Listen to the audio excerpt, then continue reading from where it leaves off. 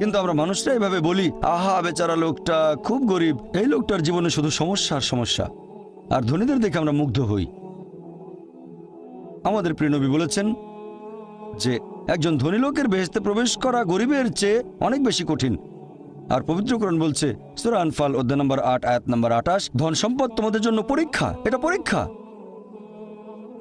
আমরা বোকা তাই এভাবে চিন্তা করি যে এই লোকটার অনেক টাকা, আল্লাহ অনেক রহমত দিয়েছেন, এটা একটা পরীক্ষা। যদি এই রহমত ঠিক মতো ব্যবহার না করেন, এটা অবশ্যই রহমত, তবে এই পরীক্ষায় ফেল করার সম্ভাবনা অনেক বেশি। যেমন ধরেন বোর্ডের একটা পরীক্ষার প্রশ্ন গত বছরের কথা, ২ বছর আগের কথা, ২০০২ সালের কথা। সেবারের প্রশ্ন খুব কঠিন ছিল, বেশিরভাগ ছাত্রছাত্রী উত্তর দিতে পারেনি। পরের বছর সেই প্রশ্নটা আসলো না, তখন এটা বলা বোকামি, ও দুঃখ, এবার তো আসলো না, আপনি তো খুশি হবেন যে এবার আসেনি। তাহলে সম্পদ একটা পরীক্ষা। তাহলে যাদের ধন সম্পদ নেই তাদের জন্য ধনীদের তুলনায় বেহেশতে যাওয়াটা অনেক সহজ। আল্লাহ এক একজনকে এক একভাবে পরীক্ষা করেন। সেজন্য আল্লাহ বলেছেন তোমাদের ধন সম্পদ যেন তোমাদেরকে আল্লাহ তাআলার স্মরণে উদাসীন না করে, এটা একটা পরীক্ষা। নিজে সন্তুষ্ট থাকা। আর আমাদের নবী মুহাম্মদ সাল্লাল্লাহু আলাইহি ওয়াসাল্লাম বলেছেন, এটা আছে সহিহ বুখারীতে খণ্ড নম্বর ৮ হাদিস নম্বর ৪৪৭। নবী বলেছেন, যদি কারো কাছে একটা পর্বত সমান স্বর্ণ থাকে, সে এরকম আর একটা চায়।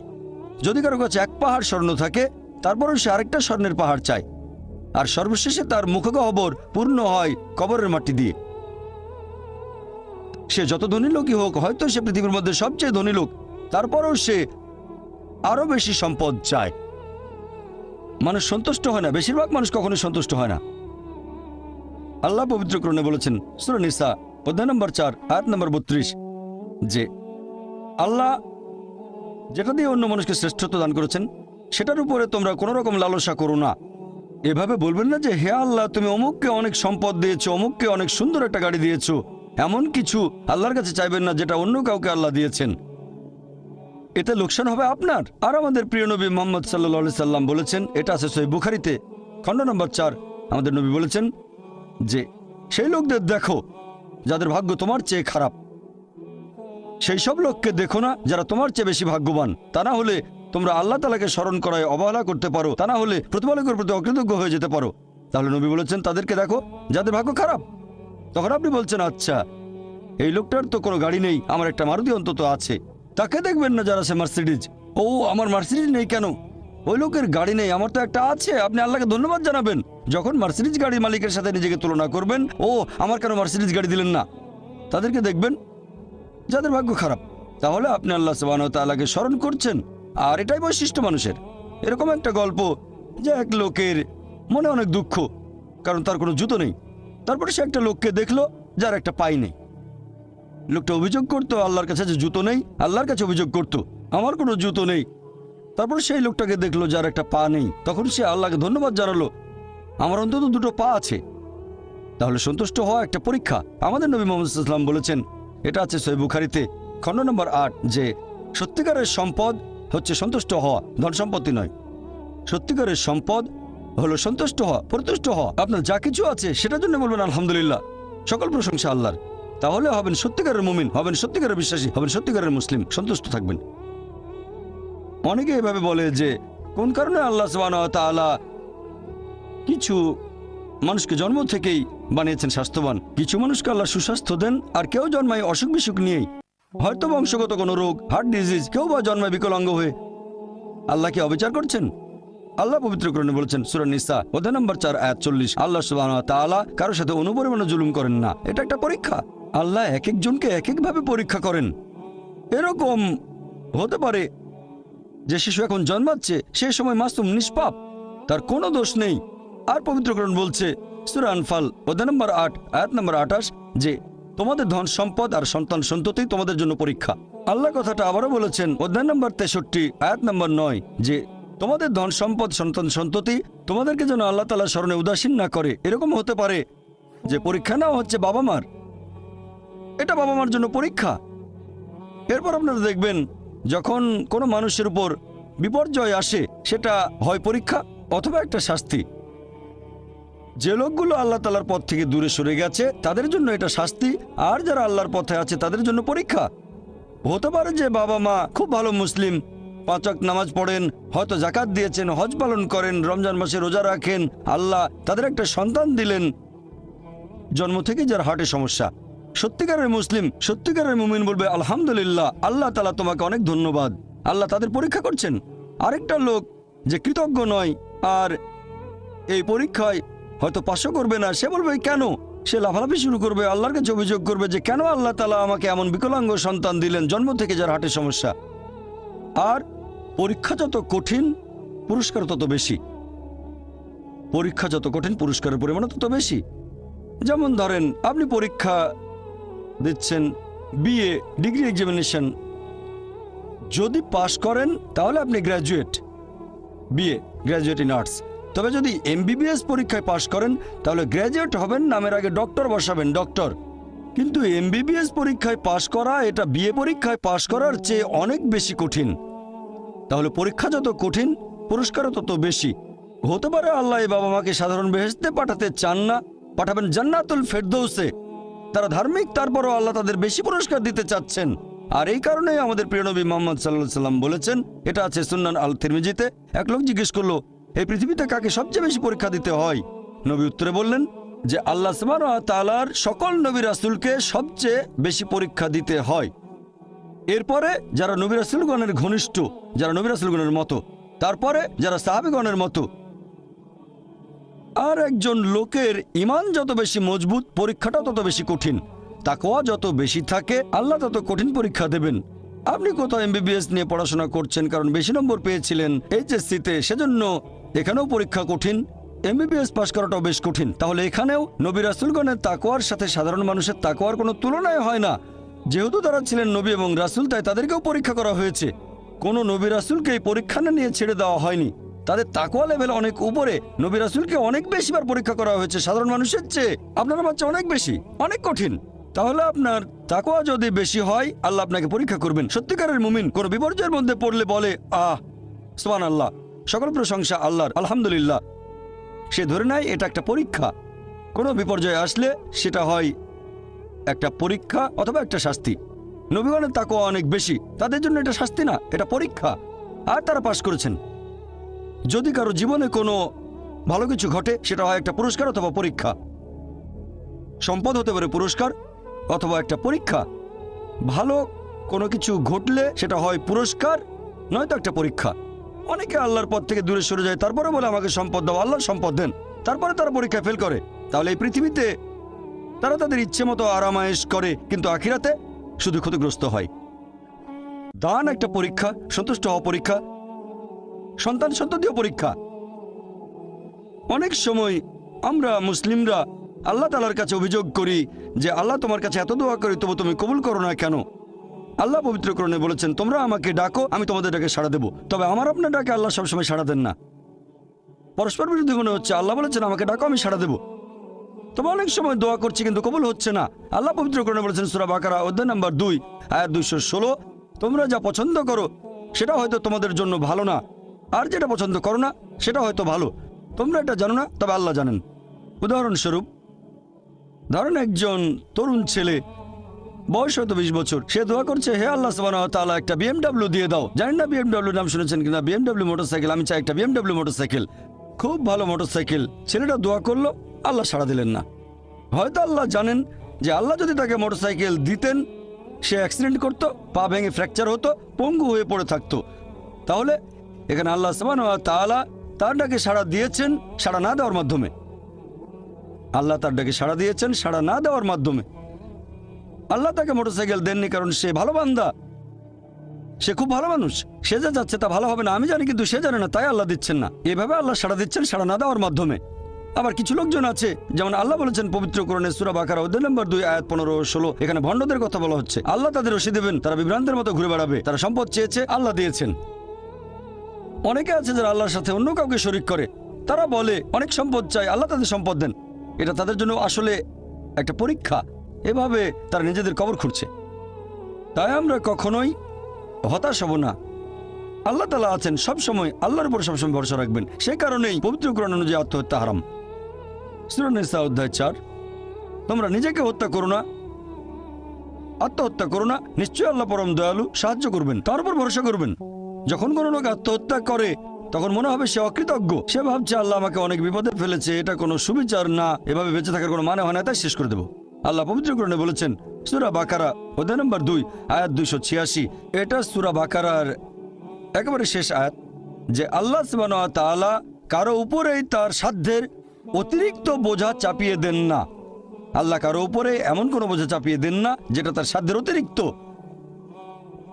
এটা আয়াতের প্রথম অংশ। এই আয়াতটাতে আরো বলা হয়েছে আমরা এই দোয়া করব, ইয়া আল্লাহ সুবহানাহু ওয়া তাআলা আমাদের উপর সাধ্যের অতিরিক্ত বোঝা চাপিয়ে দিও না। আয়াতের প্রথম অংশে আল্লাহ কথা দিয়েছেন যে আমাদের উপর তিনি সাধ্যের অতিরিক্ত বোঝা চাপাবেন না। তাহলে আমরা কেন দোয়া করব যে হে আল্লাহ আমাদের সাধ্যের অতিরিক্ত বোঝা চাপিয়ে দিও না? এর কারণ হচ্ছে আমরা নিজেদের কবর খুঁড়ি, আমরা নিজেদের উপর সাধ্যের অতিরিক্ত বোঝা চাপিয়ে দিই, সমস্যা বাধা আমরাই বলছি অনেক সম্পদ দাও, আল্লাহ দিচ্ছেন। তাই আমরা আল্লাহর কাছে দোয়া করছি আল্লাহ যেন নিজেদের কারণে নিজেদের উপর সাধ্যের অতিরিক্ত বোঝা না চাপিয়ে দেন। আমরা সবসময় আল্লাহ তাআলার উপর ভরসা করব, একমাত্র তার ইবাদত করব, তিনি আমাদের স্রষ্টা। আমাদের অস্তিত্বের পেছনের উদ্দেশ্য হচ্ছে আল্লাহ সুবহানাহু ওয়া তাআলার ইবাদত করা, অন্য কারো নয়। পৃথিবীর জীবন পরকালের জন্য পরীক্ষা, আল্লাহর আদেশ মেনে চলেন আর সন্তুষ্ট থাকেন। যেরকম পরীক্ষায় সামনে পড়ুক, সত্যিকারের মুসলিম সবসময় বলবে আল্লাহকে ধন্যবাদ। সাধারণত আমরা অভিযোগ করি আমাদের এটা নেই, আমাদের ওটা নেই। জীবনের জন্য সবচেয়ে গুরুত্বপূর্ণ জিনিস কি? কেউ বলবে খাবার, কেউ বলবে পানি, সবচেয়ে গুরুত্বপূর্ণ বাতাস। কয়েক মিনিটের জন্য নিঃশ্বাস বন্ধ করেন, মারা যাবেন। আমাদের মধ্যে কেউ কি আল্লাহ সুবহানাহু ওয়া তাআলাকে জন্য ধন্যবাদ জানিয়েছেন যে বাতাস দিয়েছো সেজন্য অনেক ধন্যবাদ? আমাদের মধ্যে কতজন এটা করেছে? আমরা কি এটা বুঝতে পারছি? ফ্রি বাতাস তো ফ্রি পাচ্ছি আর কি। আমরা শ্রদ্ধা করবো আল্লাহ তাআলার নিদর্শনগুলোকে, শ্রদ্ধা করবো আল্লাহর নিয়ামতগুলোকে। এবারে শেষ পয়েন্টটা নিয়ে বলি যে আল্লাহ সুবহানাহু ওয়া তাআলা কেন এই পৃথিবী সৃষ্টি করলেন, এই পৃথিবী সৃষ্টির উদ্দেশ্যটা আসলে কি? আল্লাহ পবিত্র কোরআনে বলেছেন সূরা ইব্রাহিম অধ্যায় নম্বর 14 আয়াত 32 ও 33 যে আল্লাহ সুবহানাহু ওয়া তাআলা আকাশমণ্ডল ও পৃথিবী সৃষ্টি করেছেন আর আকাশ থেকে পানি বর্ষণ করান, এর সাথে দিয়েছেন ফলমূল। তিনি নৌযানকে মানুষের অধীন করেছেন যাতে সেগুলো আল্লাহর বিধানে সমুদ্রে বিচরণ করে। তিনি মানুষের কল্যাণে নিয়োজিত করেছেন নদীসমূহকে। তিনি তোমাদের জন্য সৃষ্টি করেছেন চাঁদ ও সূর্য, তোমাদের জন্য সৃষ্টি করেছেন রাত ও দিন। তাহলে বিশ্বজগতের এইসব সৃষ্টি এগুলো করেছেন মানুষের জন্য। আল্লাহ এই পুরো বিশ্বজগৎ সৃষ্টি করেছেন মানুষের জন্য। আর এটা আমাদের দায়িত্ব যে আমরা আল্লাহ সুবহানাহু ওয়া তাআলাকে ধন্যবাদ জানাবো এইসব নিয়ামতের জন্য। ধন্যবাদের পাশাপাশি আমাদের দায়িত্ব যে আমরা এই সব কিছুর যত্ন নেব। এই কারণেই আল্লাহ সুবহানাহু ওয়া তাআলা পশু পাখি সৃষ্টি করেছেন। তবে পশু হত্যা করা এটা নিষিদ্ধ, প্রাণী হত্যা নিষিদ্ধ। মুহাম্মদ সাল্লাল্লাহু আলাইহি ওয়াসাল্লাম একটা হাদিস বলছে টার্গেট প্র্যাকটিসের জন্য পশু পাখি হত্যা করো না। হ্যাঁ, যেসব পশুর মাংস খেতে আল্লাহ সুবহানাহু ওয়া তাআলা অনুমতি দিয়েছেন সেটা আমরা খেতে পারি, আল্লাহ যেভাবে বলেছেন সেই নিয়মে, যেভাবে নবী বলেছেন। তবে টার্গেট প্র্যাকটিস, এরকম অনেক লোক দেখি যারা এই নিয়মগুলো ধ্বংস করতে চায়, টার্গেট প্র্যাকটিস করে আর বিভিন্ন পশুর মাথা ঝুলিয়ে রাখে তাদের ড্রয়িং রুমে। আল্লাহ সৃষ্টি করেছেন পাহাড় পর্বত, আমরা সেগুলো জয় করতে চাই, মাউন্ট এভারেস্টের চূড়ায় উঠি। এ পর্যন্ত অনেক মানুষ মারা গেছে, প্রতি বছর মাউন্ট এভারেস্টে উঠতে গিয়ে অনেক মানুষ মারা গেছে। আমরা এই নিয়ামতের জন্য আল্লাহ সুবহানাহু ওয়া তাআলাকে ধন্যবাদ জানাই না। যদিও আল্লাহ তাআলা পবিত্র কোরআনে বলেছেন উট সৃষ্টি করা হয়েছে তোমাদের জন্য, ভার বহনের জন্য। যদিও এগুলো আমাদের জন্য সৃষ্টি করা হয়েছে, আমরা এদের ভালোবাসবো, শ্রদ্ধা করব। এরকম অনেক সহিহ হাদিস আছে, অনেক। একটা হাদিস আছে সহিহ বুখারীতে খণ্ড নম্বর 3 যে একবার একজন মানুষ একটা তৃষ্ণার্ত কুকুরকে পানি খেতে দিয়েছিল, কুয়ার কাছে গিয়ে মোজাই করে পানি এনেছিল, আর এই কাজের জন্য তাকে বেহেশতে দাখিল করা হলো। সহিহ বুখারীতে আছে আরেকটা হাদিস খণ্ড নম্বর 4 একবার এক পতিতা একটা তৃষ্ণার্ত কুকুরকে পানি খেতে দিয়েছিল, এজন্য সে বেহেশত পেল। এক সাহাবা প্রশ্ন করলেন যে কুকুরকে পানি খাওয়ালেও কি আমরা পুরস্কার পাবো? নবী বললেন অবশ্যই, কেন না। চিন্তা করেন যে পশুটাকে ঘরের ভেতরে ঢুকতে নিষেধ করা হয়েছে, যদি সেই পশুকেও পানি খেতে দেন আল্লাহ সেজন্য পুরস্কার দেবেন। একটা হাদিস বলছে একজন বৃদ্ধ মহিলা এক বিড়ালকে বেঁধে রেখে খাবার দিত না, আল্লাহ তাকে দোজখে পাঠালেন। কেন সে বিড়ালটাকে বেঁধে রাখলো, খাবার দিল না? অন্ততপক্ষে বিড়ালটাকে ছেড়ে দিলেও তো সে শিকার করে খেতে পারতো। আর আমাদের এক্সিবিশনে এরকম একটা পোস্টার আছে, আরো অনেক পোস্টার। তাহলে আমরা পশু পাখিকে ভালোবাসবো, যত্ন করব। এছাড়াও গাছপালা লতাপাতা আমরা খেতে পারি যখন প্রয়োজন আমাদের, তবে বিনা কারণে আমরা কোনো গাছপালা কাটবো না, এমনকি যুদ্ধের সময়ও নবী মুহাম্মদ সাল্লাল্লাহু আলাইহি ওয়াসাল্লাম বলেছেন যে তোমরা গাছ কেটে ফেলো না, শস্যে আগুন ধরিয়ে দিও না। তাহলে এগুলো সবই আল্লাহ সুবহানাহু ওয়া তাআলার সৃষ্টি। আর আল্লাহ পবিত্র কোরআনে বলেছেন সূরা আদিয়াত অধ্যায় নম্বর 100, আল্লাহ তাআলা যুদ্ধের সময়ের ঘোড়া সম্পর্কে আল্লাহ এখানে বলেছেন যে ঘোড়া জোড়ে সৈন্যরা যুদ্ধে যায়। আল্লাহ এখানে শপথ করছেন আর বলছেন সূরা আদিয়াত আয়াত 1, 2, 3, 4 আল্লাহ বলেছেন এই ঘোড়াগুলোর খুরের আঘাতে আগুনের ফুলকি ছোটে, সে সময় ধুলোর মেঘ আকাশে ওড়ে, তারা শত্রু দলের ভেতরে ঢুকে পড়ে। বলা হচ্ছে আল্লাহ এখানে শপথ করছেন এই ঘোড়াগুলোকে নিয়ে, যুদ্ধের ময়দানের ঘোড়া, তাদের মধ্যে কোনো রকম ভয় নেই, কারণ তারা তাদের প্রভুর নির্দেশ মানে। যে মানুষটা ঘোড়ার পিঠে থাকে সেই মানুষটার জন্য তারা শত্রু দলের ভেতরে ঢুকে পড়ে। শত্রুর হাতে তরবারি বা অন্যান্য যত অস্ত্রই থাকুক না কেন, সেই ঘোড়া তারপরে সামনে এগিয়ে যায়, কারণ সে প্রভুর নির্দেশ মেনে চলে। আল্লাহ এখানে শপথ করছেন এই ঘোড়াগুলোকে নিয়ে। তারপর আল্লাহ তাআলা বলছেন তবে মানুষ অবশ্যই অকৃতজ্ঞ। তার মানে যুদ্ধের ঘোড়া প্রভুর আদেশ মানতে গিয়ে মরার জন্য প্রস্তুত। এই কারণে ঘোড়াটা মারা যেতে পারে, তারপরও প্রভু আদেশ দিয়েছে বলে এগিয়ে যাচ্ছে। সামনে হয়তো অস্ত্র হাতে শত্রু দাঁড়িয়ে আছে, সামনে গেলে সে মারা যেতে পারে, তারপরও এটা প্রভুর আদেশ। তবে মানুষ জাতি অকৃতজ্ঞ, মোটেও কৃতজ্ঞ নয়। সে কারণে এই পৃথিবীর প্রত্যেকটা মানুষের দায়িত্ব হচ্ছে পৃথিবীর জীবনের এই উদ্দেশ্য পূরণ করা যে আমাদের কোন কারণে সৃষ্টি করা হয়েছে। আল্লাহ সুবহানাহু ওয়া তাআলা আমাদের সৃষ্টিকর্তা, পরম করুণাময়, পরম দয়ালু, পরম ক্ষমাশীল, পরম ন্যায় বিচারক। তাই প্রত্যেকটা মানুষের দায়িত্ব আমরা আল্লাহ সুবহানাহু ওয়া তাআলার ইবাদত করব, আল্লাহ ব্যতীত কারো ইবাদত করব না। আর আমাদের ইহকালের এই জীবন পরকালের জন্য একটা পরীক্ষা। যদি আল্লাহর আদেশ মেনে চলি বেহেশতে যেতে পারবো, যদি না মানি পরীক্ষায় ফেল করব, জাহান্নামে যেতে হবে। আর আমরা সেই সব নিয়ামতগুলো যত্ন নেব যেগুলো আল্লাহ আমাদের দিয়েছেন। আমার লেকচার শেষ করার আগে কোরআনের একটা আয়াতের উদ্ধৃতি দিচ্ছি। সূরা আলে ইমরান অধ্যায় নম্বর 3 আয়াত 110 বলা হয়েছে, কুনতুম খায়রা উম্মাতিন উখরিজাত লিন-নাস, হে মুসলিম তোমরা শ্রেষ্ঠ উম্মত, মানব জাতির জন্য আবির্ভূত। আমাদের বলা হয়েছে খায়রা উম্মাহ, শ্রেষ্ঠ উম্মত। যখনই কোনো সম্মান পাবেন তখনই আপনাকে দায়িত্ব পালন করতে হবে, দায়িত্ব পালন না করলে সম্মান পাবেন না। আর দায়িত্বের কথা এই আয়াতেই আছে। আল্লাহ বলেছেন তা'মিরুনা বিল মারুফি ওয়া তানহাউনা আনিল মুনকার ওয়া তু'মিনুনা বিল্লাহ, কারণ তোমরা সৎ কাজে নির্দেশ দাও, অসৎ কাজে নিষেধ করো এবং আল্লাহকে বিশ্বাস করো। প্রত্যেক মানুষের দায়িত্ব হচ্ছে প্রচার করা, সে যতখানি জানে। যদি সৃষ্টির পেছনের উদ্দেশ্যটা জানেন সেটা অন্যদের বলেন। আমাদের সৃষ্টি করা হয়েছে আল্লাহ সুবহানাহু ওয়া তাআলার ইবাদত করার জন্য, অন্য কারো না। ইহকালের জীবন পরকালের জন্য পরীক্ষা। মানুষকে আহ্বান করেন সত্যের পথে, সত্যের পথে চলে আসতে বলেন। তা'মিরুনা বিল মারুফি ওয়া তানহাউনা আনিল মুনকার, অর্থাৎ মানুষকে বলবেন ভালো কাজ করতে আর খারাপ কাজ করতে বাধা দেবেন। এটা প্রত্যেক মুসলিমের দায়িত্ব, দাওয়া দেয়া বাধ্যতামূলক। যদি আমরা সৎ কাজের নির্দেশ না দেই আর যদি মানুষকে অসৎ কাজে বাধা না দেই তাহলে নিজেদের মুসলিম বলার যোগ্য নই, বলতে পারবো না আমরা খায়রা উম্মাহ, শ্রেষ্ঠ উম্মত। কোরআনের একটা আয়াত বলে আমার লেকচার শেষ করছি। সূরা নাহল অধ্যায় 16 আয়াত 125 বলা হয়েছে, উদু ইলা সাবিলি রাব্বিকা বিল হিকমা ওয়াল মুআযিজাতিল হাসানা ওয়াজাদিল বিল্লাতি আহসান, মানুষকে তোমার প্রতিপালকের কথা আহ্বান করো হিকমত ও সদুপদেশ দ্বারা এবং তাদের সাথে তর্ক করো, তাদের যুক্তি দেখাও উত্তম ও গ্রহণযোগ্য পন্থায়। ওয়া আখিরি দাওয়ানা আলহামদুলিল্লাহি রাব্বিল আলামিন।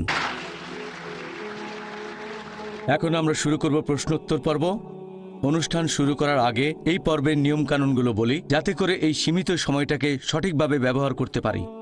আপনাদের সামনে 4টা মাইক, যে কোনো একটার পেছনে লাইন দিয়ে দাঁড়ান। একটা মাইক রয়েছে মহিলাদের জন্য, পুরুষদের জন্য 3টা মাইক। একটা মাইক আছে পেছনে, একটা আমার ডান দিকে আর একটা এদিকে আমার বাম পাশে। আপনারা প্রশ্ন করার সময়ে দয়া করে আপনাদের নাম এবং পেশা বলবেন। মনে রাখবেন, এখানে প্রশ্ন করবেন, কোনো লেকচার দেবেন না। তাই প্রশ্ন করার সময় আপনারা সংক্ষিপ্ত আর যথাযথভাবে করবেন। আমি ভলান্টিয়ারদের অনুরোধ করব, যারা মাইকের পাশে আছেন আপনারা দয়া করে প্রথমেই সুযোগ দেবেন অমুসলিম ভাইদের, যারা লাইনে দাঁড়িয়ে আছেন ডক্টর জাকিরকে প্রশ্ন করার জন্য। অমুসলিম ভাইয়েরা সামনে এগিয়ে আসুন। প্রশ্ন করার ক্ষেত্রে অমুসলিম ভাইদের আগে সুযোগ দেওয়া হবে। জাকির বললেন, ঈশ্বর আমাদের সৃষ্টিকর্তা, তিনি কেবলমাত্র একজন।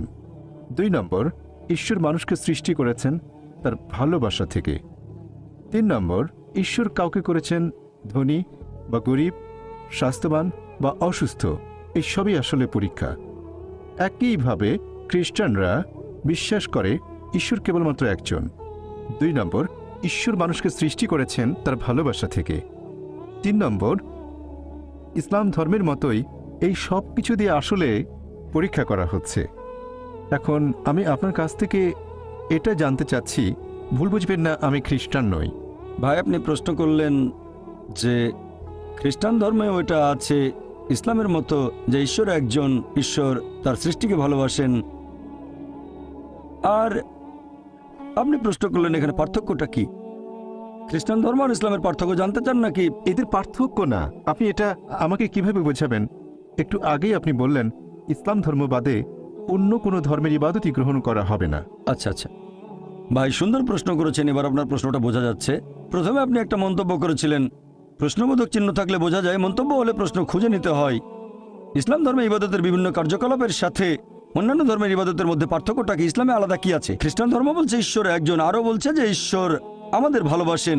ইসলাম বলছে আল্লাহ একজন, ইসলাম বলছে আল্লাহ তার সৃষ্টিকে ভালোবাসেন। ইসলাম ইবাদত করতে বলছে খ্রিস্টান ধর্ম, তাই বলছে এখন এই ইবাদতের মধ্যে পার্থক্যটা কি ইসলাম আর খ্রিস্টান ধর্মে, অথবা ইসলাম ধর্মে আলাদা এমন কি আছে যেটা অন্য কোনো ধর্মে নেই, বিশেষ করে খ্রিস্টান ধর্ম?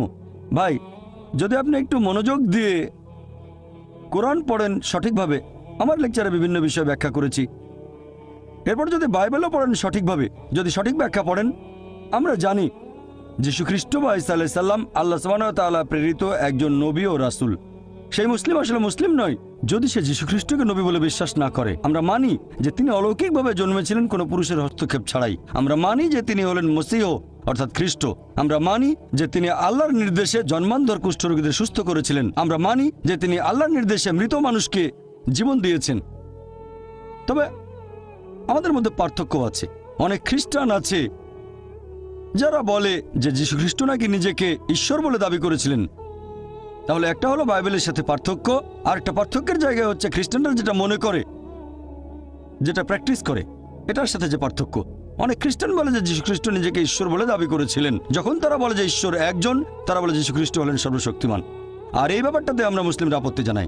গোটা বাইবেলে একেবারে পরিষ্কার করে বলা এমন একটা অনুচ্ছেদ পাবেন না যেখানে যীশু খ্রিস্ট তার নিজের মুখে বলেছেন যে আমি ঈশ্বর অথবা আমার উপাসনা করো। তাহলে একজন সাধারণ খ্রিস্টানের কাছে ইবাদত করা হলো যীশু খ্রিস্টের ইবাদত বা উপাসনা করা। আমি আবার আগের কথাটা বলছি, গোটা বাইবেলে একেবারে পরিষ্কার করে বলা এরকম একটা অনুচ্ছেদ পাবেন না যেখানে যীশু খ্রিস্ট তার নিজের মুখে এই কথাটা বলেছেন যে আমি ঈশ্বর অথবা আমার উপাসনা করো। যদি কোনো খ্রিস্টান আমাকে পুরো বাইবেল থেকে এমন একটা অনুচ্ছেদ দেখাতে পারে যেখানে যীশু খ্রিস্ট নিজের মুখে বলেছেন যে আমি ঈশ্বর অথবা আমার উপাসনা করো, আমি ডক্টর জাকির নায়েক, তাহলে আজকে খ্রিস্টান ধর্ম গ্রহণ করব। তরবারের নিচে আমি আমার মাথা রাখছি।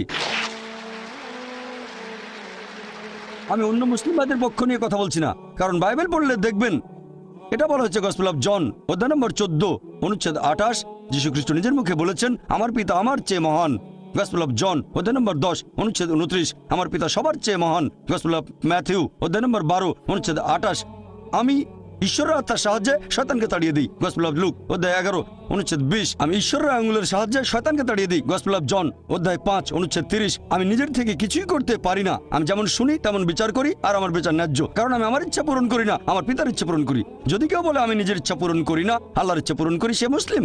সেজন্য আমার লেকচারে বলেছিলাম যে যীশু খ্রিস্ট আসলে ছিলেন একজন মুসলিম। কোরআন এটা বলছে সূরা আলে ইমরান অধ্যায় 3 আয়াত 52, আবার আছে গসপেল অফ জন অধ্যায় 17 অনুচ্ছেদ 3, এই হলো অনন্ত জীবন যাতে তোমরা জানতে পারো যীশু খ্রিস্টকে যাকে ঈশ্বর পাঠিয়েছেন। এরপর আছে গসপেল অফ জন অধ্যায় 14 অনুচ্ছেদ 24, যে কথাগুলো শুনছো সেগুলো আমার নয় বরং আমার পিতার যিনি আমাকে পাঠিয়েছেন। এরপর পরিষ্কার বলা হয়েছে বুক অফ অ্যাক্টস অধ্যায় 2 অনুচ্ছেদ 22, হে ইসরায়েলবাসী মনোযোগ দিয়ে শোনো, নাজারেত শহরের যিশু ঈশ্বর মনোনীত একজন মানুষ, তোমাদের মাঝে অনেক অলৌকিক কাজ করবে, ঈশ্বর তাকে দিয়ে করাবেন, তোমরা তার সাক্ষী থাকবে। ঈশ্বর মনোনীত মানুষ তোমাদের মাঝে সে অলৌকিক কাজ করবে যেগুলো ঈশ্বর তাকে দিয়ে করাবেন, তোমরা তার সাক্ষী থাকবে। তাহলে যীশু খ্রিস্ট ছিলেন আল্লাহ তাআলার গুরুত্বপূর্ণ একজন নবী, তবে তিনি আল্লাহ নন। কখনোই বলেননি আমার ইবাদত করো। তবে দুর্ভাগ্যজনকভাবে খ্রিস্টান চার্চ এখন প্রচার করে মোক্ষ লাভের কথা। বাইবেলে স্বর্গের কথা বলা হয়েছে, নরকের কথা বলা হয়েছে, তবে ইহকালের জীবনের উদ্দেশ্যটা সেখানে বিস্তারিত বলা হয়নি। এ ব্যাপারে কেউ কিছু বলেনি, তবে পল কিছু কথা বলে গেছেন। পলের কথা আছে করিন্থিয়ানসে অধ্যায় নম্বর 15, পল বলছেন 1 করিন্থিয়ান অধ্যায় 15, যদি যীশু খ্রিস্ট আমাদের পাপের ভার বহন করে মৃত্যুবরণ না করেন, আমাদের বিশ্বাস তাহলে ভিত্তিহীন, আমাদের সবকিছু ভিত্তিহীন। তার মানে যীশু খ্রিস্ট আমাদের পাপের বোঝা নিয়ে মৃত্যুবরণ করেছেন পলের কথা অনুযায়ী। আর তারা বাইবেলের একটা অনুচ্ছেদের কথা বলে, গসপেল অফ জন অধ্যায় 3 অনুচ্ছেদ 16, ঈশ্বর জগৎকে এত ভালোবাসেন যে একমাত্র জাতপুত্রকে দান করলেন, তাকে যদি কেউ বিশ্বাস করে সে বিনষ্ট হয় না বরং অনন্ত জীবন পায়। তাহলে স্যালভেশন বা মোক্ষলাভ চার্চের কথা অনুযায়ী হচ্ছে বিশ্বাস করব যীশু খ্রিস্ট আমাদের পাপের বোঝা নিয়ে মারা গেছেন, তাহলে আপনি স্বর্গে যেতে পারবেন, বেহেশতে যেতে পারবেন। এখন এই একমাত্র জাতপুত্র, এখানে জাত শব্দটাকে গসপেল অফ জন অধ্যায় 3 অনুচ্ছেদ 16 থেকে বাদ দেওয়া হয়েছে। খ্রিস্টান ধর্মের উচ্চপদস্থ 32 জন বিশেষজ্ঞ বাদ দিয়েছেন। নতুন ভার্সনে শব্দটা নেই, তাদের অভিযোগ এটা বানানো গল্প, পরে ঢোকানো হয়েছে, ওখানে ছিল না। তারা খ্রিস্টান ধর্মকে নিজের মতো করে বানিয়ে নিয়েছে। তবে যীশু খ্রিস্ট নিজের মুখে বলেছেন, এক লোক যিশুর কাছে আসলো, গসপেল অফ ম্যাথিউ অধ্যায় নম্বর 19 অনুচ্ছেদ 16 এবং 17, হে ভালো প্রভু, আমি কোন ভালো কাজটা করব যাতে অনন্ত জীবন পেতে পারি? আমি কোন ভালো কাজ করব যাতে স্বর্গে যেতে পারি? যীশু খ্রিস্ট তার উত্তরে বললেন যে তুমি আমাকে ভালো বলছো কেন? ভালো আর কেউ নয়, আছে শুধু একজন, সর্বশক্তিমান ঈশ্বর। তোমরা যদি অনন্ত জীবন পেতে চাও তাহলে ঈশ্বরের আদেশ মেনে চলো। যিশু বলেননি যে তোমরা যদি বেহেশতে যেতে চাও তাহলে বিশ্বাস করতে হবে আমি তোমাদের পাপ বহন করেছি। তিনি একথা কখনোই বলেননি, বলেছেন ঈশ্বরের আদেশ মানো। আর যীশু খ্রিস্ট নিজের মুখে বলেছেন বাইবেলের গসপেল অফ ম্যাথিউ অধ্যায় 5 অনুচ্ছেদ 17 থেকে 20, তোমরা ভেবো না যে আমি আগের নবীদের বিধি ব্যবস্থা ধ্বংস করতে এসেছি। আমি এগুলো ধ্বংস করতে আসিনি, এসেছি পূরণ করতে। আকাশ ও পৃথিবী লোপ না হওয়া পর্যন্ত এই বিধি ব্যবস্থার একটা বিন্দু বিসর্গ লোপ পাবে না, সবই পূর্ণ হবে। আর যারা এই বিধি ব্যবস্থা পালন করে অন্যদেরকে শিক্ষা দেয় তারা স্বর্গের রাজ্যে মহান গণ্য হবে। আর যারা এই বিধি ব্যবস্থার সামান্য একটু আদেশ অমান্য করে তাদের স্বর্গরাজ্যে তুচ্ছ গণ্য করা হবে। যদি তোমাদের ন্যায়নিষ্ঠতা শিক্ষক আর ফরিসীদের ন্যায়নিষ্ঠকে অতিক্রম না করে তাহলে তোমরা স্বর্গের রাজ্যে প্রবেশ করতে পারবে না। যদি ভালো খ্রিস্টান হতে চান তাহলে ঈশ্বরের সব আদেশ মানতে হবে, যে ঈশ্বর কেবলমাত্র একজন, মূর্তি পূজা করবো না, মুসা আলাইহিস সালাম যেগুলো করতে বলেছিলেন। তাহলে দেখতে পাচ্ছেন বাইবেল নিয়ে যদি গবেষণা করেন দেখবেন সেখানে মাত্র একজন ঈশ্বরের কথা আছে, ট্রিনিটি না। আল্লাহ পবিত্র কোরআনে বলেছেন সূরা নিসা অধ্যায় 4 আয়াত 171, ولا تقولوا ثلاثة তোমরা ট্রিনিটি বলো না, انتهوا خير لكم। নিবৃত হবে, এতে তোমাদের কল্যাণ। যদি বলেন ঈশ্বরের একের ভিতরে 3, সেটা হবে শিরক, মোক্ষ লাভ করতে পারবেন না। ট্রিনিটি সম্পর্কে কোথাও বলা হয়নি, বাইবেলের কোনো জায়গাতে ট্রিনিটি উল্লেখ করা হয়নি, তবে শব্দটা কোরআনে আছে। সূরা নিসা অধ্যায় 4 আয়াত 171, তো ছাড়াও আছে সূরা মাইদা অধ্যায় 5 আয়াত নাম্বার 73, বলা হয়েছে لقد كفر الذين قالوا ان الله ثالث ثلاثة। তারা কুফরি করছে, ধর্মের অবমাননা করছে যারা বলে যে আল্লাহ তিনের মধ্যে একজন। বাইবেলের কোনো জায়গায় ট্রিনিটি শব্দটা ব্যবহার করা হয়নি। এর কাছাকাছি শব্দটা আছে ফার্স্ট এপিস্টল অফ জন অধ্যায় 5 অনুচ্ছেদ 7, বলা হয়েছে স্বর্গের রাজ্যে 3 জন হিসাব লিপিবদ্ধ করেন, পিতা পুত্র পবিত্র আত্মা, আর এরা 3 জন এক। এখন বাইবেলের এই অনুচ্ছেদটা খ্রিস্টান ধর্মের উচ্চপদস্থ 32 জন বিশেষজ্ঞ বাইবেল থেকে বাদ দিয়েছেন, কারণ তাদের মতে এটা বানানো গল্প, পরে ঢুকানো হয়েছে। এই শব্দটা কখনোই এখানে ছিল না। তাহলে ট্রিনিটি শব্দের কাছাকাছি যে অনুচ্ছেদ, ট্রিনিটি বলা হয়নি তবে কাছাকাছি, সেটাকে বাদ দিয়েছেন কারণ এটা বানানো গল্প। তাহলে বুঝতে পারছেন, যদি যাচাই করতে চান কোনটা সঠিক বাইবেলে, তখন দেখবেন ফুরকান, এটাই হলো মানদণ্ড। এই মানদণ্ডই বলবে কোনটা সঠিক কোনটা বেঠিক। যদি তুলনা করে দেখেন আর খ্রিস্টানদের বাইবেল পড়েন, বাইবেলে কখনোই বলা হয়নি যে যীশু খ্রিস্ট সর্বশক্তিমান ঈশ্বর। বলা হয়েছে কেবল এক ঈশ্বরের উপাসনা করবেন। যীশু খ্রিস্টকে জিজ্ঞেস করা হয়েছিল যে ঈশ্বরের প্রথম আদেশটা কি, এটা আছে গসপেল অফ মার্ক অধ্যায় নম্বর 12 অনুচ্ছেদ 29, বলা হয়েছে। এখন খ্রিস্টানদের বাইবেল পড়ে দেখবেন আমাদের জীবনের সঠিক উদ্দেশ্য বলা হয়নি, এটা অস্পষ্ট।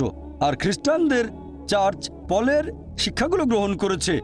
সেন্ট পল বলেছেন যদি বিশ্বাস করো যিশু তোমার পাপ নিয়ে মারা গেছেন তাহলে তুমি স্বর্গে যেতে পারবে। তারপর যা খুশি করেন, চুরি করেন, ধর্ষণ করেন, যে কোনো অপরাধ করতে পারেন, যদি আমার পাপের বোঝা নিয়ে যীশু খ্রিস্ট ক্রুশবিদ্ধ হয়ে মৃত্যুবরণ করে থাকেন তাহলে আমি যা খুশি করতে পারি।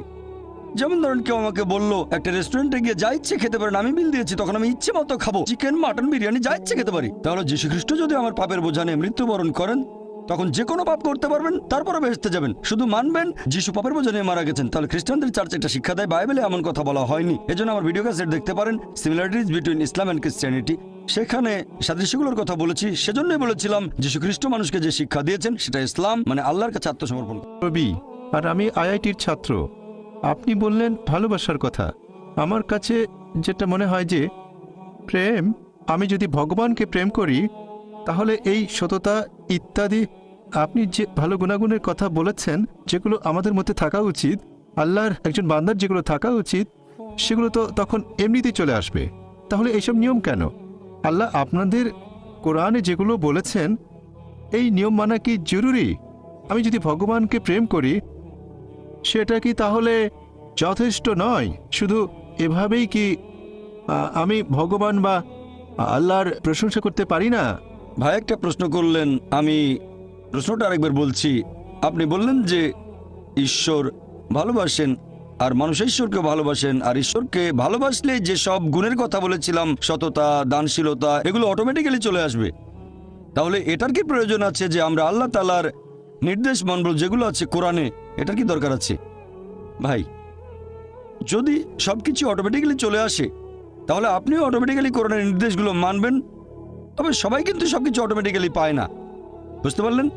তাহলে আল্লাহ যেটা চান, আপনি যদি সৃষ্টিকর্তাকে ভালোবাসেন, যেমন ধরেন আমি বললাম আমার মাকে আমি ভালোবাসি, আমি আমার মাকে ভালোবাসি, আমার মা আমাকে বলল বাচ্চা আমার মিথ্যে বলো না, আমি বললাম মাকে ভালোবাসি, কিন্তু মিথ্যে বললে ক্ষতি কি? আমার মা বলল আমাকে এক গ্লাস পানি দাও, মা তোমাকে খুব ভালোবাসি, তোমাকে পানি খাওয়াতে পারবো না। আমি অসুস্থ, কয়েকটা ট্যাবলেট এনে দাও, মা আমি তোমাকে খুব ভালোবাসি। যদি আমার মায়ের নির্দেশগুলো না মেনে চলি, তাহলে এই ভালোবাসা দিয়ে কি হবে? এটা মূল্যহীন, শুধু মুখের কথা। সেজন্য আল্লাহ পবিত্র কোরআনে বলেছেন সূরা আনকাবুত অধ্যায় নম্বর 29 আয়াত নম্বর 2, যদি শুধু মুখে বলো ঈমান এনেছি, আল্লাহ তোমাদের পরীক্ষা করবেন। যদি বলেন আল্লাহকে ভালোবাসেন, আমি আল্লাহকে ভালোবাসি, আল্লাহ এতে ছেড়ে দেবেন না, অবশ্যই পরীক্ষা করবেন। শুধু যদি বলেন আল্লাহকে ভালোবাসি, শুধু যদি বলেন ঈমান এনেছি, আল্লাহকে বিশ্বাস করি, অবশ্যই আল্লাহ আমাদের পরীক্ষা করবেন। তাহলে এই জীবন একটা পরীক্ষা। এরপর যখন পরীক্ষা দিতে যাবেন, আপনি যদি সেই পরীক্ষার নিয়ম কানুন না জানেন, তাহলে সমস্যা হবে।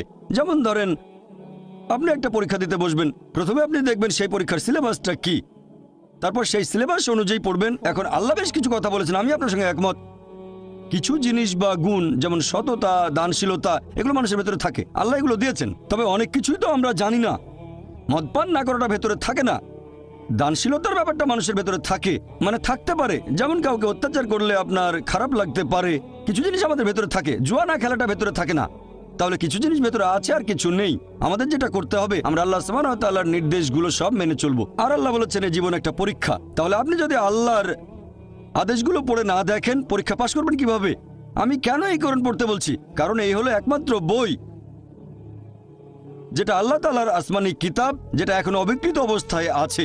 স্যার উইলিয়াম মেয়র কথা অনুযায়ী, যিনি ইসলামের একজন কড়া সমালোচক, তিনিও লিখতে বাধ্য হয়েছেন মানে তার সামনে অপশন ছিল না। পৃথিবীতে আর কোনো ধর্মগ্রন্থ নেই পবিত্র কোরআনের মতো যেটা 1200 বছর ধরে অবিকৃত অবস্থায় আছে। তিনি এটা বলেছেন 200 বছর আগে। ইসলামের সমালোচক হয়েও তার কোনো অপশন ছিল না, মিথ্যে বলতে পারেননি, তাই এটা লিখেছেন।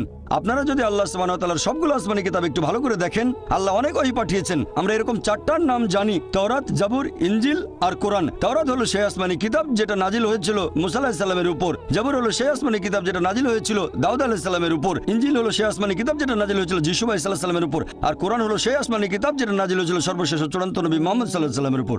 আর আল্লাহ পবিত্র কোরআনে বলেছেন সূরা রদ অধ্যায় 13 আয়াত নম্বর 38, আমি প্রত্যেক যুগে ওহী প্রেরণ করেছি।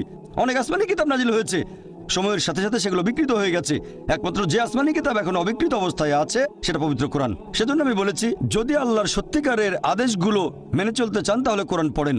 আর আপনি যদি হিন্দু হন, জিজ্ঞেস করতে পারেন এটা কিভাবে প্রমাণ করবেন। সেজন্য আমার লেকচার শুনবেন, অনুষ্ঠিত হবে 18 জানুয়ারি রবিবার, সিমিলারিটিজ বিটুইন হিন্দুইজম অ্যান্ড ইসলাম। মাইকে আমার নাম প্রসন্ন, এমবিবিএস এর ছাত্র। স্যার, আপনি বললেন যে প্রয়োজন ছাড়া পশু হত্যা করা ঠিক না, টার্গেট প্র্যাকটিস বা শিকারের জন্য। বর্তমানে পৃথিবীতে একজন মানুষ ভেজিটেরিয়ান হয়েও সুস্থভাবে আর সুন্দরভাবে থাকতে পারে। তাহলে শুধুমাত্র খেতে সুস্বাদু বলে এই পশুদের হত্যা করা আপনার মতে সঠিক না ভুল? ভাই প্রসন্ন খুব সুন্দর প্রশ্ন করেছেন, আর টপিকের সাথে খুবই প্রাসঙ্গিক। আমি আমার লেকচারে বলেছি পশু পাখি হত্যা করা উচিত না, তারা আল্লাহর সৃষ্টি, যদি না খাওয়ার প্রয়োজন হয়। টার্গেট প্র্যাকটিস করবেন না। তাহলে মুসলিমরা কেন পশু হত্যা করে? ভেজ খেয়ে সুস্থ থাকতে পারে আপনার মতে, এমবিবিএস এর একজন ছাত্র। তাহলে শুধু ভালো স্বাদের জন্য কেন প্রাণী হত্যা? ভাই 1 নম্বর পয়েন্ট, একজন মুসলিম পুরো ভেজিটেরিয়ান হয়েও খুব ভালো মুসলিম হতে পারে। কোরআনের কোনো আয়াত বা কোনো হাদিস বলছে না যে এটা বাধ্যতামূলক, এটা ফরজ ননভেজ খাওয়া, পশুর মাংস। ভেজিটেরিয়ান হয়েও আপনি খুব ভালো মুসলিম হতে পারেন। তবে আল্লাহ সুবহানাহু ওয়া তাআলা পবিত্র কোরআনে বলেছেন সূরা মাইদা অধ্যায় নম্বর 5 আয়াত নম্বর 1, তোমাদের জন্য খাদ্য সব চতুষ্পদ প্রাণী যেগুলো তোমাদের জন্য হালাল, সেই সব চতুষ্পদ তোমাদের জন্য হালাল, উল্লেখিত পশুগুলো বাদে। আল্লাহ বলেছেন সূরা নাহাল অধ্যায় নম্বর 16 আয়াত নম্বর 5 যে আল্লাহ তোমাদের জন্য চতুষ্পদ জন্তু সৃষ্টি করেছেন যাতে তোমরা তাদের মাংস খেতে পারো। পবিত্র কোরআনে সূরা মুমিনুন অধ্যায় 23 আয়াত 21 যে নিশ্চয়ই গবাদি পশু তোমাদের জন্য একটি নিদর্শন, কারণ তাদের শরীরের ভেতর থেকে তোমাদের জন্য দুধ উৎপাদন করি, এতে তোমাদের জন্য উপকারিতা আছে, আর এদের মাংস তোমরা খেতে পারো। সৃষ্টিকর্তা আল্লাহ সুবহানাহু ওয়া তাআলা আমাদের অনুমতি দিয়েছেন এই মাংস আমরা খেতে পারবো, তাহলে আমরা কেন খাবো না? এবার আপনার যুক্তিটাতে আসি যে এই গবাদি পশুর মাংস, আপনি তো এমবিবিএস এর ছাত্র, আমিও মেডিকেল ডাক্তার, এমবিবিএস পাস করেছি। এমবিবিএস এর ছাত্র হিসেবে এটা হয়তো পড়েছেন, আমি জানি না, ফার্স্ট ইয়ারে পড়ে থাকতে পারেন আপনি, যে কিছু অ্যামিনো অ্যাসিড আমাদের শরীরে সংশ্লেষিত হয় না, এগুলোকে বলা হয় এসেনশিয়াল অ্যামিনো অ্যাসিড। এরকম 8টা অ্যামিনো অ্যাসিড। এখন এই 8টা অ্যামিনো অ্যাসিড খাবারের মাধ্যমে সরবরাহ করা হয়। খাবারের মাধ্যমে সরবরাহ করা না হলে শরীরে ক্ষতি হতে পারে। পৃথিবীর কোনো ভেজিটেবলে আপনি এই 8টা অ্যামিনো অ্যাসিডের সবগুলো পাবেন না, এরকম নেই। একমাত্র যে খাবার এই 8টা অ্যামিনো অ্যাসিডের সবগুলো সরবরাহ করে থাকে, সেটা হচ্ছে মাংস, মাছ, মাংস জাতীয় খাবার। মাংস জাতীয় খাবারে থাকে প্রচুর প্রোটিন, অনেক ভিটামিন, প্রচুর আয়রন থাকে। এটা স্বাস্থ্যকর। তবে আমি জানি যে আপনি ননভেজ খাবার না খেয়েও স্বাস্থ্যবান থাকতে পারবেন, অবশ্যই এটা সম্ভব। আপনি সুষম খাদ্য খেলেন, নিয়মিত চেক আপ করালেন ইত্যাদি, সম্ভব বলছি না স্বাস্থ্যবান হতে পারবেন না। তবে খাবারটা যখন স্বাস্থ্যকর তখন খাবেন না কেন? অনেকে এখানে কারণ দেখায় যে আমরা পশুদের কষ্ট দিচ্ছি, এ ব্যাপারে পরে বলছি। এখন আপনি যদি তৃণভোজী প্রাণীদের দাঁতগুলো দেখেন, গরু, ছাগল, ভেড়া, তাদের দাঁতগুলো সমান, তারা শুধু শাকসবজি খায়, কখনো মাংস জাতীয় খাবার খাবে না। আবার যদি মাংসাশী প্রাণীদের দাঁতগুলো একটু খেয়াল করেন, বাঘ, চিতাবাঘ, সিংহ, এদের দাঁতগুলো সূচালো, দাঁতগুলো তীক্ষ্ণ, শুধু মাংস খায়, কখনো ঘাস খাবে না। এখন যদি মানুষের দাঁতগুলো দেখেন, আয়নার সামনে দাঁড়ালে দেখতে পাবেন, আমিও দাঁড়ালে দেখতে পাবো যে আল্লাহ তাআলা আমাদের সমান দাঁত এবং সূচালো দাঁত দুটোই দিয়েছেন। যদি আল্লাহ তাআলা, যদি সৃষ্টিকর্তা চাইতেন আমরা শুধু ভেজ খাবার খাবো, তাহলে এই সূচালো দাঁত দিলেন কেন? এখন আপনি মেডিকেল ছাত্র, সূচালো দাঁত মাংস খাওয়ার জন্য? এটাই প্রমাণ হয় আল্লাহ এটা দিয়েছেন ননভেজ খাবার খাওয়ার জন্য। এছাড়াও তৃণভোজী প্রাণীদের যে পরিপাকতন্ত্র, যেমন গরু, ছাগল, ভেড়া মাংস হজম করতে পারে না, শুধু শাকসবজি হজম করতে পারে। এরপর মাংসাশী প্রাণীদের পরিপাকতন্ত্র, বাঘ, চিতাবাঘ, সিংহ শুধু মাংস হজম করতে পারে, শাকসবজি হজম করতে পারে না। তবে আমাদের মানুষদের যে পরিপাকতন্ত্র, আপনি মেডিকেল ছাত্র তাই জানেন, আমরা ভেজ ননভেজ দুটোই হজম করতে পারি, ভেজিটেবল মাংস দুটোই হজম করতে পারি, মাংস হজম হয়। যদি আল্লাহ চাইতেন আমরা শুধু ভেজ খাবারই খাবো, তাহলে দুটোই হজম করতে পারা পরিপাকতন্ত্র কেন আমাদের দিলেন? দিয়েছেন এগুলো খাওয়ার জন্য। এবার আপনার প্রশ্নটা, অনেকের মধ্যে ভুল ধারণা আছে, হিন্দুদের অনেকেই ভাবে যে হিন্দু ধর্মগ্রন্থ ননভেজ খাবার খাওয়ার অনুমতি দেয় না। কোরআনের উদ্ধৃতি দিয়েছি, যদি আপনি হিন্দু ধর্মগ্রন্থ পড়েন, যদি পড়েন মনুস্মৃতি অধ্যায় নম্বর 5, মনুস্মৃতি অধ্যায় 5 অনুচ্ছেদ 30 এবং 31, বলা হয়েছে যে তুমি যদি কোনো পশুর মাংস খাও যেটার মাংস খাওয়ার জন্য, তাহলে কোনো পাপ করছো না, কারণ সর্বশক্তিমান ঈশ্বর কিছু পশুকে করেছেন খাদক এবং কিছুকে খাদ্য। মনুস্মৃতি অধ্যায় 5 অনুচ্ছেদ 31, যে তুমি যদি কোনো পশুকে বলি দাও, পশু উৎসর্গ করো, তুমি কোনো পাপ করছো না। মনুস্মৃতি অধ্যায় 5 অনুচ্ছেদ 39-40 বলা হয়েছে যে সর্বশক্তিমান ঈশ্বর কিছু পশুকে বানিয়েছেন উৎসর্গ করার জন্য, তাই উৎসর্গ করা পশুকে বলি দিলে হত্যা করা হবে না। মনুস্মৃতি অধ্যায় 5 অনুচ্ছেদ 41-42 বলছে যে একজন ব্রাহ্মণ যার জ্ঞান আছে আর যে সজ্ঞানে কোনো পশুকে উৎসর্গ করে, তাহলে সেই পশু স্বর্গে যাবে আর সেই ব্রাহ্মণও স্বর্গে যাবে। এরপর আছে ঋগ্বেদে গ্রন্থ নম্বর 10 অনুচ্ছেদ 27 পরিচ্ছেদ 2, এক লোক বলছে আমি যুদ্ধ করতে যাচ্ছি, আমি ফিরে আসলে বড় একটা ষাঁড় প্রস্তুত রেখো। এরপর ঋগ্বেদ গ্রন্থ নম্বর 10 অনুচ্ছেদ 28 পরিচ্ছেদ 4 বলা হয়েছে যে ইন্দ্র তিনি বলছেন আমার খাওয়ার জন্য ষাঁড় প্রস্তুত রেখো, ষাঁড়ের মাংস খাবে। এরপর যদি পড়েন মহাভারত অনুশাসন পর্ব অধ্যায় নম্বর 88, সেখানে পড়লে দেখবেন কথাটা মনুস্মৃতিতেও আছে অধ্যায় নম্বর 3 অনুচ্ছেদ 266 থেকে 277।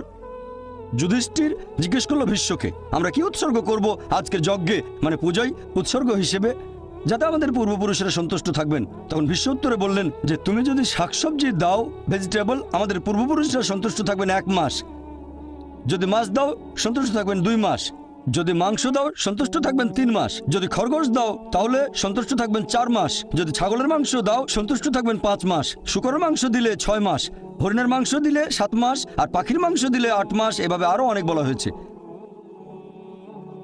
এটা হিন্দুদের ধর্মগ্রন্থ। এছাড়া আরো বলা হয়েছে মহিষের মাংস দিলে সন্তুষ্ট থাকবেন 11 মাস, যদি গরুর মাংস দাও তাহলে 12 মাস, আর গন্ডারের মাংস দিলে সারা জীবনের জন্য। তাহলে হিন্দুদের ধর্মগ্রন্থ এটা বলছে। হিন্দুদের বিভিন্ন ধর্মগ্রন্থ আমাদের অনুমতি দিয়েছে যে আমরা ননভেজ খেতে পারবো, এমনকি গরুর মাংস। এটা আমার কথা না, সবগুলো রেফারেন্স বলেছি আমি, চেক করে দেখতে পারেন, এটা পুরোপুরি সঠিক। এবারে লজিক্যাল কারণটা একটু দেখি যে আমাদেরকে কেন পশু পাখির বিভিন্ন ক্ষতি করতে হবে। আমরা তো ননভেজ খাবার খেয়েই বেঁচে থাকতে পারি। মানুষ একটা লজিক দেখায় যে পশু হত্যা করা খুব বড় অপরাধ, আর একটা গাছ হত্যা করা কম অপরাধ, কারণ গাছের জীবন নেই, এটাই তাদের লজিক।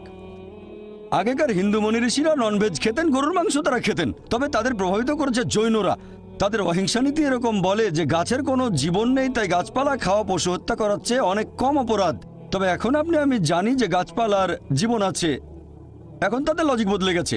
বলে আচ্ছা ভাই জাকির, মানলাম গাছের জীবন আছে, তবে গাছ ব্যথা অনুভব করতে পারে না, তাই গাছ হত্যা পশু হত্যা করার চেয়ে কম অপরাধ।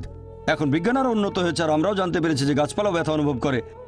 গাছপালার নার্ভাস সিস্টেম আছে, ব্যথা অনুভব করে, গাছ কাঁদতেও পারে, অনেক সময় খুশি হয়, আবার কখনো দুঃখ পাই। তবে গাছপালার কান্না আমরা মানুষরা শুনতে পাই না, কারণ মানুষ যে তরঙ্গের শব্দ শুনতে পারে সেটা 20 সাইকেল পার সেকেন্ড থেকে 20,000 সাইকেল পার সেকেন্ড পর্যন্ত। এর নিচে বা উপরে মানুষ শুনতে পায় না।